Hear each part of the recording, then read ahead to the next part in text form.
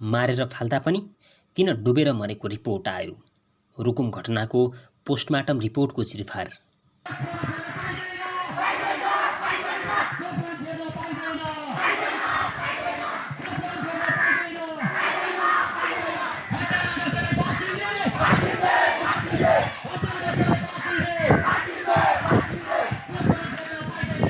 असार 1 गते दिउँसो जाजरकोट जिल्ला अस्पताल बाहिरको स्थिति तनावपूर्ण थियो। पोस्टमार्टम रिपोर्टमा जालझेल भएको आरोप लगाउँदै डाक्टरहरू विरुद्ध उत्तेजक नारा लगाउँदै प्रदर्शनकारीहरू अगाडि बढिरहेका थिए। आक्रोशित प्रदर्शनकारी अस्पताल बाहिर, अस्पतालको गेटभित्र नेपाल प्रहरी र सशस्त्र प्रहरी, बन्द गरिएको अस्पतालको गेट समेत खोलेर प्रदर्शनकारीहरू भित्र पस्न थालेपछि सुरक्षाकर्मीले असुर ग्यास प्रहार गरे। प्रदर्शनकारीहरू झन आक्रोशित भएर ढुङ्गामुढा गरे। शवगिरहमा आगो लगाइयो। प्रदर्शनकारीहरू अस्पतालको मूल गेटमै पुग्न थालेपछि प्रहरीले हवाई फायर पनि गर्यो।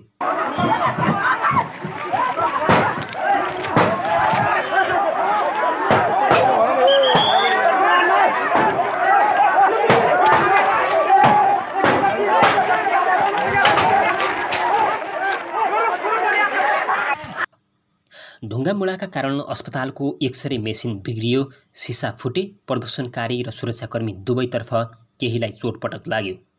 धन्न कसैको ज्यानै जाने गरी क्षति भएन। तनावपूर्ण स्थिति हेर्दा त्यस्तो हुने सम्भावना समेत देखिएको थियो।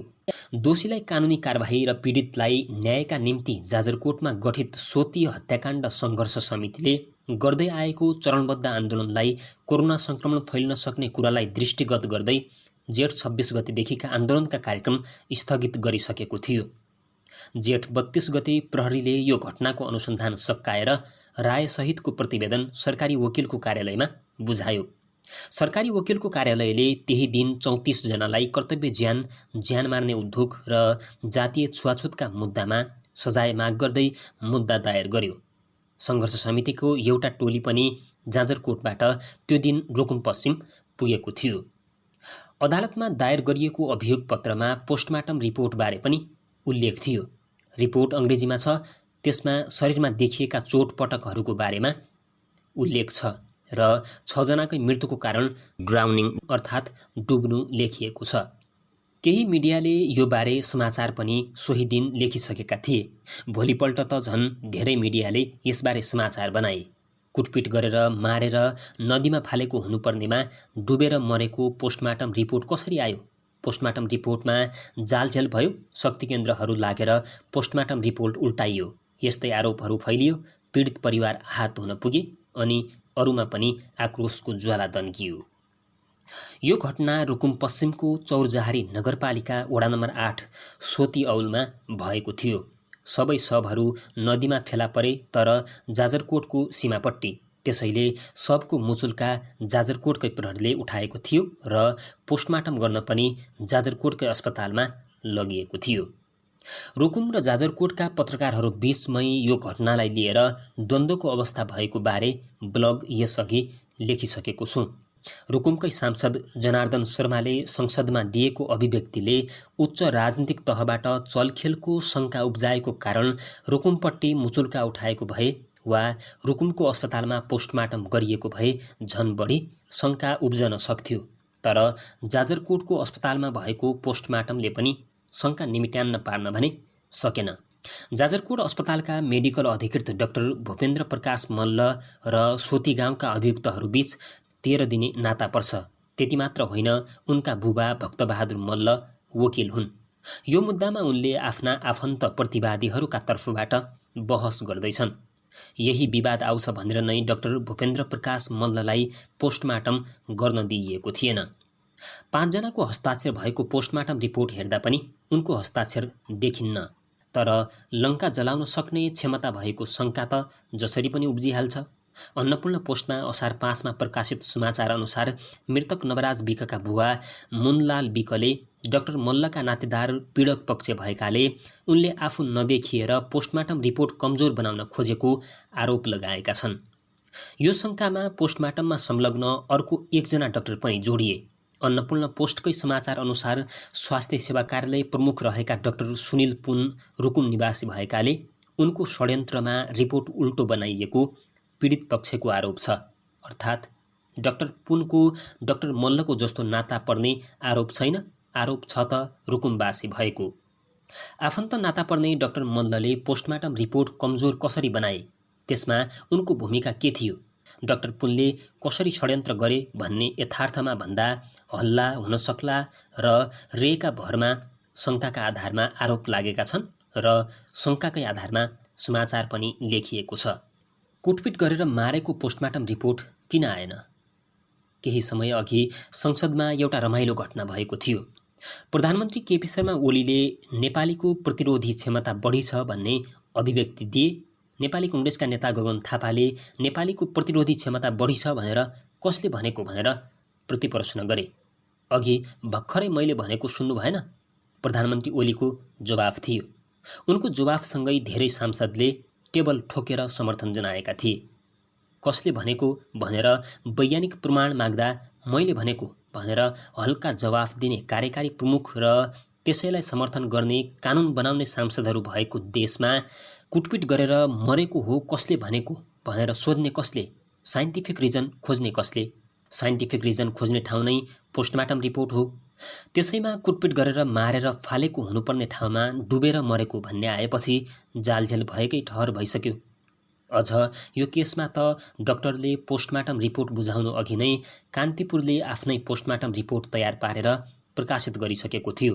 त्यसैले कसले भन्यो भन्दा कान्तिपुरले भन्यो भन्ने उपाय पनि छ।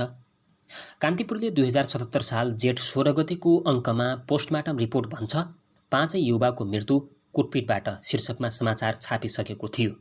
रिपोर्ट भने जेठ 20 गते बल्ल तयार भएको थियो। कान्तिपुरले पोस्टमार्टम रिपोर्ट छापेकै दिन घटनासँग असम्बन्धित तर पोस्टमार्टमका अनुभवी डाक्टरहरूले सामाजिक सञ्जालमा चासो देखाएका थिए।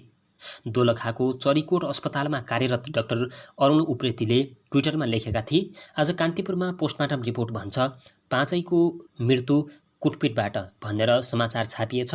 डाक्टरले कोटाइले मरेको भनेर लेख्दैनन्, यसरी व्याख्या नगरे हुने। अब गाउँमा हामीलाई पनि कुटपिटले मरेको भनेर लेख्दै भन्ने दबाब आउँछ। मिल्दैन भन्दा गाली धम्की आउँछ अनि मार्नेसँग मिले भन्छन्। अर्का डाक्टर सुमन आचार्यले लेखे, मृत्यु अघि यी ठाउँमा यस्ता हतियारको प्रयोगले घाउचोट लागेको भनेर लेखिन्छ, तर ती चोटले गर्दा नै मृत्यु भएको हो भनेर लेखिँदैन। मैले विगत केही दिनमा पोस्टमार्टम गर्ने अनुभव भएका केही डाक्टर यस्तो कुटपिट पानीमा शव भेटिएको घटनाको अनुसन्धान गरेका अनुसन्धानकर्मी र फरेन्सिक एक्सपर्टसित कुरा गरेँ र पोस्टमार्टम सम्बन्धी केही पुस्तकहरू पनि अध्ययन गरेँ। मैले पोस्टमार्टम रिपोर्ट अर्थात् अभियोग पत्रमा रहेको संक्षिप्त विवरण होइन, अस्पतालले तयार पारेको वास्तविक रिपोर्ट नै पोस्टमार्टमका अनुभवी र विज्ञलाई देखाएर उनीहरूको विचार बुझेँ। के हो पोस्टमार्टम? पोस्टमार्टम भनेको सामान्य अर्थमा मृत्युपछिको जाँच हो। असामान्य मृत्यु अननेचुरल डेथ हुँदा मृत्युको वैज्ञानिक कारण पत्ता लगाउन गरिने परीक्षण नै पोस्टमार्टम हो। मेडिकल अफिसर हुँदा कयौं पोस्टमार्टम गरेका डाक्टर अरुण उप्रेतीका अनुसार पोस्टमार्टममा शवको बाहिरी अङ्गको चोटपटक हेरिन्छ र शरीर चिरेर खोलेर भित्री अङ्गहरूको चोटपटक हेरिन्छ। यहाँ हामीले ध्यान दिनुपर्ने कुरा के पनि हो भने नेपालमा अधिकांश पोस्टमार्टम विज्ञ अर्थात् एक्सपर्टले गर्दैनन्। सरकारी अस्पतालमा कार्यरत एमबीबीएस डाक्टरले गर्छन्। सरकारी मुद्दा सम्बन्धी पहिलो संशोधन नियमावली 2073मा शव परीक्षण कार्य अर्थात् पोस्टमार्टम सम्भव भएसम्म फरेन्सिक विषयको विज्ञले र त्यस्तो विशेषज्ञ नभएमा तालिम प्राप्त चिकित्सकले गर्नुपर्ने उल्लेख छ। नेपालका मेडिकल कलेजहरूमा 3rd इयरमा फरेन्सिक मेडिसिन पढाइन्छ। राम्रा कलेजका विद्यार्थीहरूले त फरेन्सिक पोस्टिङ नै भएर प्र्याक्टिकल नै गर्ने मौका पनि पाउँछन्। केहीले मेडिकल लिगल तालिम पनि पाउँछन्, तर डाक्टर उप्रेतीका अनुसार सबैले यस्तो तालिम लिने मौका पाएका हुन्नन्। विदेशमा पढेर आउने डाक्टरहरूले फरेन्सिक मेडिसिन नपढेका पनि हुन सक्छन्। पोस्टमार्टम गरेका सबै डाक्टरहरूले दिएको मत एउटै थियो, हामीले दिने भनेको सिम्पल ओपिनियन हो, कुन वैज्ञानिक कारणले मृत्यु भएको हो भनेर हामीले लेख्ने हो। मेडिकल अफिसरका रूपमा पोस्टमार्टम गरेको अनुभव सँगालेका डाक्टर जगदीश पाण्डेका अनुसार पोस्टमार्टमले मृत्यु कसरी भयो भनेर सूचना दिने हो। यसको आधारमा अनुसन्धान प्रहरीले गर्ने हो। कस्तो छ पोस्टमार्टम रिपोर्ट?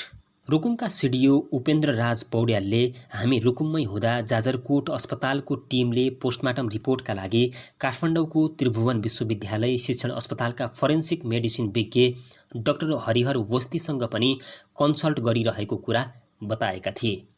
मैले यसको भेरिफाई गर्न पोस्टमार्टम गरेर रिपोर्ट लेख्ने अनुभव भएका केही डाक्टरहरूलाई रिपोर्ट देखाएर उनीहरूको विचार जान्न खोजेको थिएँ। डाक्टर जगदीश पाण्डेका अनुसार यो घटनाको पोस्टमार्टम रिपोर्ट त्रिभुवन विश्वविद्यालय शिक्षण अस्पतालमा प्रयोग हुने खालको रिपोर्ट फर्म्याट हो। रिपोर्ट विस्तृत विचार तथा निष्कर्ष सिधा र स्पष्ट छ। सबै कुरालाई ध्यानमा राखिएको छ। उनले भने यो रिपोर्टमाथि कुनै एक्सपर्टले प्रश्न उठाउन सक्दैनन्। त्यसैगरी डाक्टर अरुण उप्रेतीका अनुसार रिपोर्ट निकै सावधानीपूर्वक लेखिएको छ। सामान्यतया पोस्टमार्टम रिपोर्ट यति विस्तृत हुने गर्दैन। उनी भन्छन् पक्कै पनि आइओएमको फरेन्सिक डिपार्टमेन्टका कसैसित सल्लाह गरेको हुनुपर्छ। नाम खुलाउन नचाहने पोस्टमार्टम रिपोर्ट लेखिसकेका अन्य केही डाक्टरहरूको पनि लगभग यस्तै विचार थियो। निकै ध्यान दिएर सबै कुरालाई ध्यानमा दिएर विस्तृत रिपोर्ट तयार पारिएको छ। पोस्टमार्टम रिपोर्टबाट योभन्दा धेरै केही आउनेवाला छैन। के छ पोस्टमार्टम रिपोर्टमा? पोस्टमार्टम रिपोर्टमा सबै 6 जनाकै शरीरमा चोटपटक रहेको उल्लेख छ। नवराज विक, टिकाराम नेपाली र गणेश बुढामगरको शरीरमा ब्लन्ट फोर्स इन्जुरीहरू थिए। लोकेन्द्र सुनार, सञ्जु विक र गोविन्द शाहीको शरीरमा पनि बाह्य चोटपटक देखिएको रिपोर्टमा उल्लेख छ। डाक्टर उप्रेती भन्छन् सबै मृतकको शरीरमा चोटपटक छ, तर त्यही मृत्यु हुने कारणका रूपमा ती चोट छैनन्। त्यसैले ड्राउनिङ नै मृत्युको कारण देखिन्छ। पोस्टमार्टम रिपोर्टमा सञ्जु विक, टिकाराम नेपाली र गणेश बुढामगरको मृत्युको कारण कज अफ डेथ ड्राउनिङ लेखिएको छ भने नवराज विक, लोकेन्द्र सुनार र गोविन्द शाहीको सम्भावित मृत्युको कारण ड्राउनिङ लेखिएको छ। सरकारी मुद्दा सम्बन्धी नियमावलीको सब परीक्षण प्रतिवेदनको फाराममा मृत्युको कारण नेपालीमा समेत लेख्ने ठाउँ राखिएको हुन्छ। तर कतिपय अवस्थामा दोहोरो अर्थ आउने हुन गयो भने नेपालीमा लेखिँदैन। जस्तै कज अफ डेथमा ह्याङ्गिङ छ भने झुन्डिएको लेख्नु र झुन्ड्याइएको लेख्नुमा फरक हुन्छ। झुन्डिएको लेख्दा आफै झुन्डिएको अर्थात् आत्महत्या बुझिन्छ भने झुन्ड्याइएको लेख्दा मारेर झुन्ड्याइएको अर्थात् हत्याको अर्थ लाग्छ। एउटै शब्दले निकै अर्थ राख्ने हुँदा शब्द चयनमा निकै ध्यान दिनुपर्ने हुन्छ। रिपोर्ट लेख्ने बेलामा डाक्टर उप्रेती अनुभवको आधारमा बताउँछन्। यो पोस्टमार्टम रिपोर्टमा पनि अङ्ग्रेजीमा मात्र ड्राउनिङ लेखिएको छ। नेपालीमा डुबेको, डुबाइएको केही लेखिएको छैन। अन्नपूर्ण पोस्टमा पोस्टमार्टम गर्ने एकजना डाक्टरले प्रतिक्रिया दिएका छन्। हाम्रो रिपोर्टमा कज अफ डेथमा ड्राउनिङ भन्ने छ। ड्राउनिङ भन्ने बित्तिकै डुबेको भन्ने मात्रै अर्थ लाग्दैन, डुबाइएको भन्ने पनि हुन्छ। यो घटनामा 3 जनाको पोस्टमार्टम रिपोर्टमा सम्भावित मृत्युको कारण प्रोबेबल कज अफ डेथ ड्राउनिङ लेखिएको छ। यस्तो किन लेखियो त? पहिले त्रिभुवन विश्वविद्यालय शिक्षण अस्पतालमै रहेका अमेरिकी फोरेन्सिक प्याथोलोजिस्ट प्रोफेसर एजे च्यापमानको पुस्तक डेथ डिडक्सनमा उल्लेख भएअनुसार मृत्युको अरू केही कारण नदेखिए र सब पानीमा भेटिएको भए मृत्युको सम्भावित कारण ड्राउनिङ घोषणा गरिन्छ। पोस्टमार्टम ड्राउनिङ हुँदैमा हत्या आकर्षित हुँदैन त? अपराध अनुसन्धानका एक अनुभवीले पोस्टमार्टम रिपोर्टमा ड्राउनिङ हुँदैमा त्यसलाई भवितव्य अर्थात् आकस्मिक घटना, दुर्घटना नै ठहर नहुने र यस्तो अवस्थामा अन्य परिस्थितिजन्य प्रमाणहरू लागू हुने बताए। शरीरमा कुटेका चोटपटकहरू छन् भने र कुट्ने को हो भनेर शनाखत पनि भएको छ भने उनीहरूकै चोटका कारण नमरे पनि मर्नुपर्ने अवस्थासम्म पुर्याएको वा मर्न बाध्य बनाएको त हो नि। उनले भने अदालतले यस्ता प्रमाणहरू पनि हेर्नुपर्छ। अनुसन्धानका अर्का अनुभवी भन्छन् मरणासन्न गरेर कुटेपछि बेहोस बनाएर खोलामा फ्याँकेको अवस्था पनि हुन सक्छ। यस्तो अवस्थामा चोटपटकबाट मृत्यु भएको नदेखि डुबेर मरेको देखिन सक्छ। उनी उदाहरण दिँदै थप्छन् कुटपिटको चोटपटक नभए पनि कसैले जानाजानी धकेलेर नदीमा खसालेको भए पनि पोस्टमार्टम रिपोर्टमा मृत्युको कारण भनेर आउने त ड्राउनिङ नै हो। उसलाई जानाजानी फलानु मान्छेले खोलामा धकेलेर खसालेको हो भनेर अन्य प्रमाण बटुल्न सक्यो त हत्यामै मुद्दा चलिहाल्छ नि। तर प्रहरीको बयानमुखी फितलो अनुसन्धानमा मृत्यु कसरी भएको कारण नै खुलेको छैन। प्रहरीको फितलो अनुसन्धानबारे अर्को ब्लगमा विस्तृत लेखौँला। नदीले बगाएका कयौं शवको अनुसन्धान गरेका एक अनुभवीका अनुसार नबग्ने पानी जस्तै स्विमिङ पुल वा तलाउमा फेला पर्ने शव र नदीमा फेला पर्ने शवको प्रकृति फरक हुन्छ। नदीले बगाएका शवको शरीरमा बगाउने क्रममा चोटपटक लागेको हुन सक्छ। कति लासको त लुगा नै च्यातिएर नाङ्गै हुन्छ। उनी भन्छन्, नाङ्गै देख्दा सर्वसाधारणले मारेर नाङ्गै पारेर फालेको अनुमान गर्न सक्छन्, तर बगाउने क्रममा पनि यस्तो हुन्छ। तीव्र गतिको नदीले बगाउने क्रममा ढुङ्गाहरूमा ठोक्किएर अनुहार जिउमा घाउ भएको हुन सक्छ। यो केसमा पनि घेरेर कुटेको ठाउँभन्दा 2 देखि 22 किलोमिटर टाढासम्म शव भेटिएका थिए। डुबेर मरेको हो होइन पत्ता लगाउन डायटम टेस्ट। पानीमा डुबेर मरेको हो कि मारेर फालिएको हो पत्ता लगाउन डाक्टरहरूले डायटम टेस्टका लागि शवको अङ्गका नमुना अर्थात् भिसेरा प्रहरी मार्फत पठाएको छ। ड्रोनिङबाट भएको मृत्यु निश्चित गर्नका लागि यो एउटा महत्त्वपूर्ण टेस्ट हो। काठमाडौँ युनिभर्सिटी मेडिकल स्कुलको डिपार्टमेन्ट अफ फरेन्सिक मेडिसिनका प्रमुख प्रोफेसर आरके शर्माको पुस्तक fundamentals of forensic medicine and toxicology medical ज्युरिस्प्रुडेन्समा लेखिएको छ, डायटम भनेको अधिकांश नदी, पोखरी, नहरका पानीमा पाइने एक किसिमको पदार्थ हो। प्राध्यापक शर्माको प्राविधिक भाषामा सिलिका कोटिङ भएको युनिसेलुलर प्लान्टहरू हो डायटम भनेको। पानीमा कोही जिउँदै खसेर मरेको हो भने उसले नाक वा मुखबाट श्वास लिन नसकी मुख, नाक र अन्य माध्यमबाट पानी शरीरभित्र पस्छ। यही क्रममा डायटमहरू पनि शरीरभरि फैलिन्छन्। पानी पसेपछि फोक्सो गह्रुङ्गो हुन्छ, अक्सिजन मुटुमा जाँदैन, अक्सिजनको सप्लाई नभएपछि मृत्यु हुन्छ। प्राध्यापक शर्माका अनुसार डायटमहरू भिसेरा र बोन म्यारो अर्थात् हड्डीको भित्री लेदोहरूमा जम्मा भएको हुन्छ। तर यदि कुनै मानिसलाई मारेर पानीमा फ्यालिन्छ भने डायटमहरू शरीरभित्र प्रसार अर्थात् सर्कुलेसन भएको हुँदैन। शर्माको पुस्तकमा उल्लेख भएअनुसार यी नमुनालाई प्रयोगशालामा लगेर सूक्ष्मदर्शक यन्त्र अर्थात् माइक्रोस्कोपबाट हेर्दा डायटमहरू देखियो भने डुबेर मरेको निश्चित हुन्छ। मारेर फालेको अवस्थामा शरीरमा डायटमहरू प्रवेश गर्न पाएको हुँदैन। नेपालमा सरकारी आधिकारिकता पाएका 2 फरेन्सिक ल्याबहरू प्रहरीको केन्द्रीय प्रहरी विधि विज्ञान प्रयोगशाला र शिक्षा विज्ञान तथा प्रविधि मन्त्रालय अन्तर्गत रहेको राष्ट्रिय विधि विज्ञान प्रयोगशाला दुवैमा यस्तो डायटम टेस्ट हुन्छ।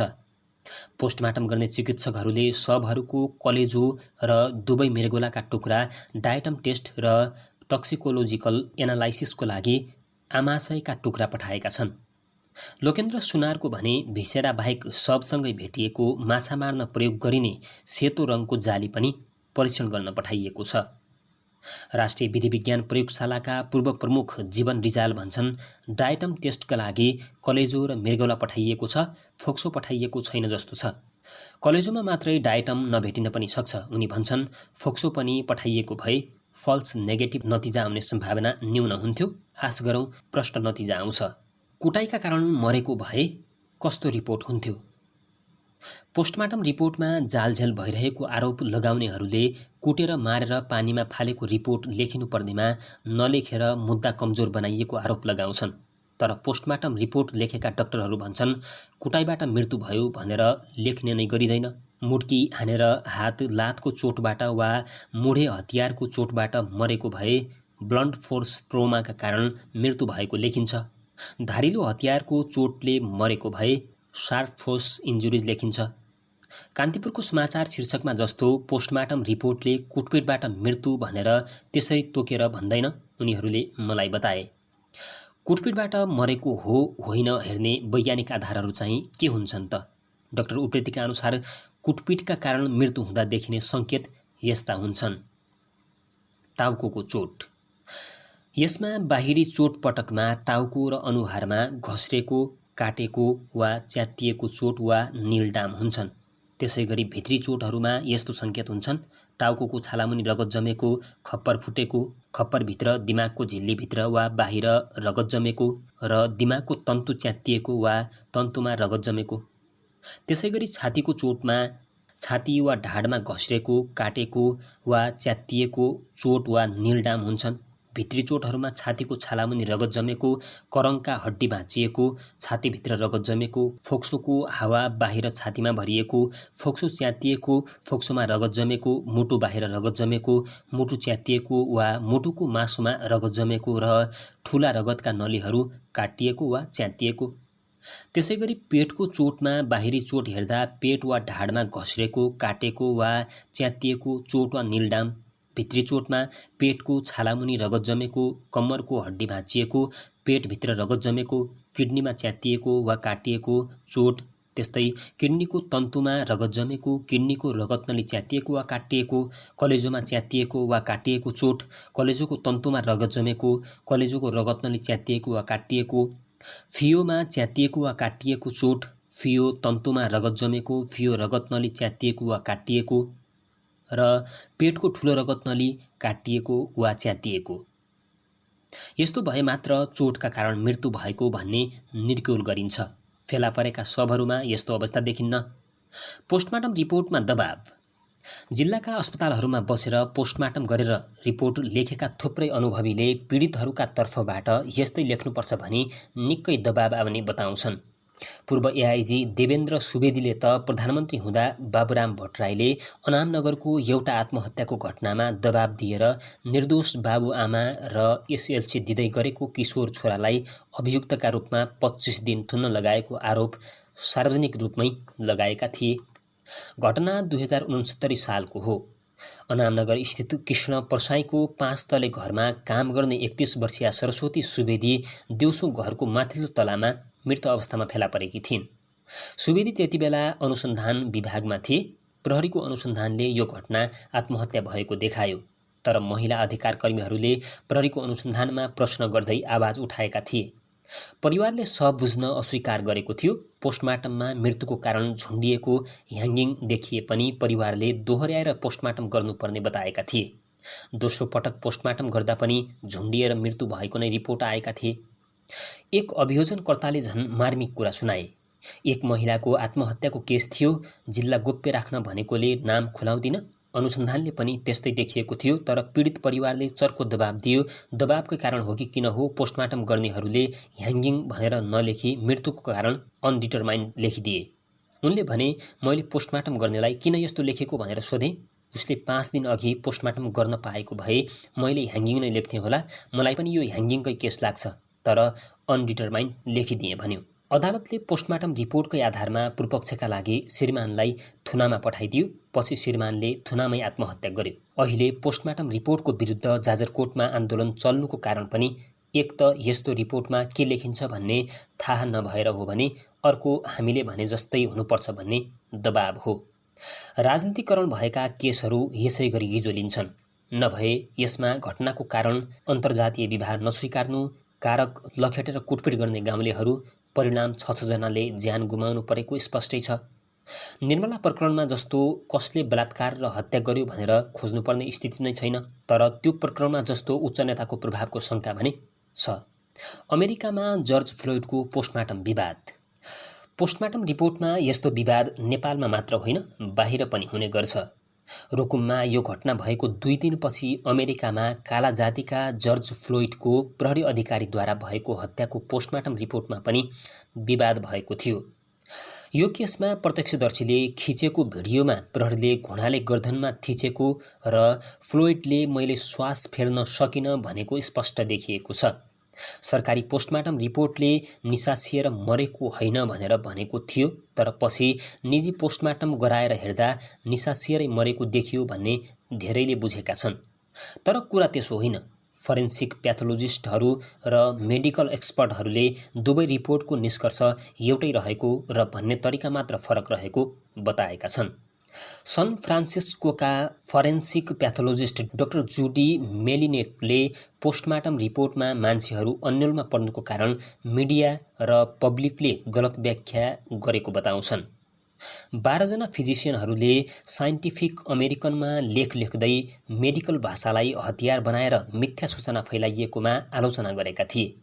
धेरै मिडियाले समाचार बनाउँदा पोस्टमार्टम रिपोर्टमा revealed no physical findings that support a diagnosis of traumatic asphyxiation and that potential intoxicants and pre-existing cardiovascular disease likely contributed to his death.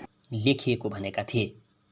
खासमा यी कोट गरिएका शब्द पोस्टमार्टम गर्ने फिजिसियनको नभएर अभियोग पत्र अर्थात् चार्जिङ डकुमेन्टबाट निकालिएको रहेछ।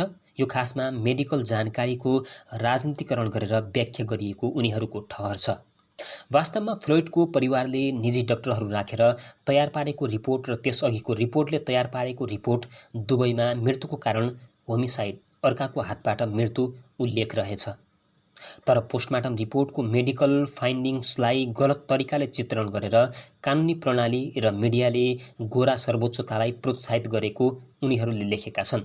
मेडपेज टुडेमा फरेन्सिक प्याथोलोजिस्ट जोडी मेलिनेकले लेखेकी छिन्, कहिलेकाहीँ अटोप्सीले सबै कुरा देखाउँदैन। फरेन्सिक प्याथोलोजिस्टले मृत्युको कारण र मृत्युको तरिका म्यानर अफ डेथ अटोप्सीको नतिजा मात्र हेरेर सही रूपमा निर्धारण गर्न सक्दैन, किनभने भित्री अङ्गमा चोट नपुर्याई मान्छेलाई मार्ने अनेक तरिकाहरू छन्।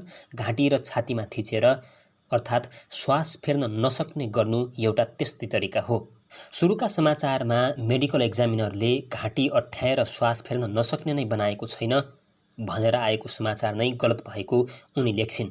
हेर्ने हो भने सुरुको press रिलिजमै Cause of death, cardiopulmonary arrest complicating law enforcement subdual restraint and neck compression लेखिएको छ।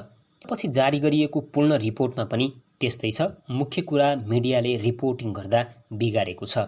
अहिले नेपालमा पनि यही भइरहेको छ। सुरुमै कान्तिपुरले कुटपिटबाट मृत्यु भएको पोस्टमार्टम रिपोर्टबाट देखियो भनेर लेखिदियो। त्यसपछि पोस्टमार्टम रिपोर्टको प्राविधिक कुरा नबुझ्नेहरूलाई कुटेर मरेको किन लेखिएन, डुबेर मरेको किन लेखियो भन्ने पर्यो। समाचार सही बनाउन संवाददाता फिल्डमा अझ एउटा अर्को संयोग पनि देखियो। नयाँ पत्रिकामा छापिएको यो फोटो यो ब्लगको सुरुमा लेखिएको असार 1 गते दिउँसोको हो। पोस्टमार्टम रिपोर्टमा जालझेल भएको आरोप लगाउँदै प्रदर्शनकारीहरूले जाजरकोट जिल्ला अस्पतालको बाहिरी गेट खोलेर भित्र पस्न लाग्दाको यो फोटोमा देखिएका नीलो टी सर्ट र सेतो मास्क लगाउने व्यक्ति कान्तिपुरका जाजरकोट संवाददाता भीमबहादुर सिंह हुन्। उनैले कान्तिपुरमा पोस्टमार्टम रिपोर्ट भन्छ 5 युवाको मृत्यु कुटपिटबाट शीर्षकको फेक न्युज लेखेका थिए।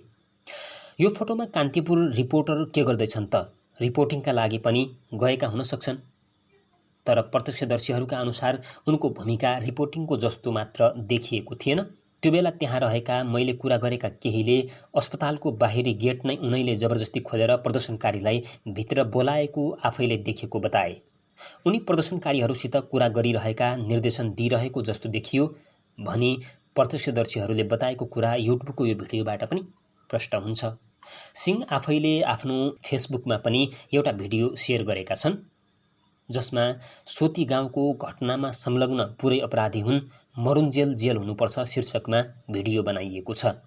स्टार टिभी नेपाल नामको युट्युब च्यानलमा राखिएको उक्त भिडियोमा सिंहले आफै न्यायाधीश सरह बनेर सोती गाउँका जतिजना छन् ती सबै अपराधी हुन् भन्ने ठहर गरेका छन्। त्यति मात्र होइन, सरकारी वकिलको कार्यालयले कस्तो मुद्दा लानुपर्ने, अदालतले कस्तो फैसला गर्नुपर्ने समेत बताएका छन् उनले।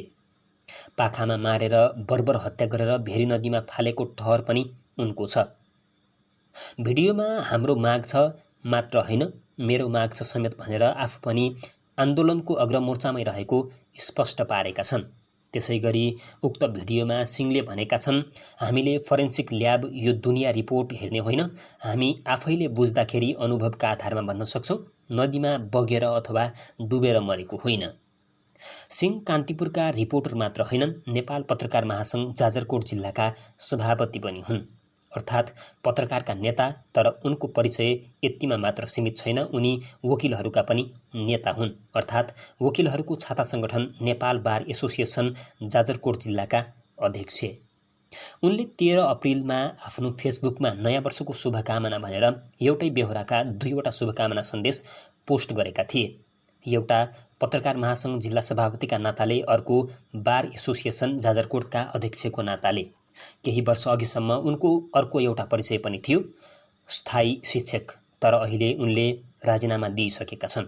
आन्दोलनको मोर्चामा रहेका घटनामा यस्तै भएको हुनुपर्छ भन्ने आफ्नै ठहर भएका र यस्तो हुनुपर्छ भन्ने आफ्नै माग पनि रहेका संवाददाताले देशको एक प्रभावशाली राष्ट्रिय दैनिकमा समाचार कस्तो लेख्लान्? के उनले पत्रकारिताको सामान्य एबिसी सिद्धान्त, एक्युरेसी, ब्यालेन्स र क्रेडिबिलिटी कायम गर्न सक्लान्? यो प्रश्नको जवाफ पाठकहरूले खोज्ने हो।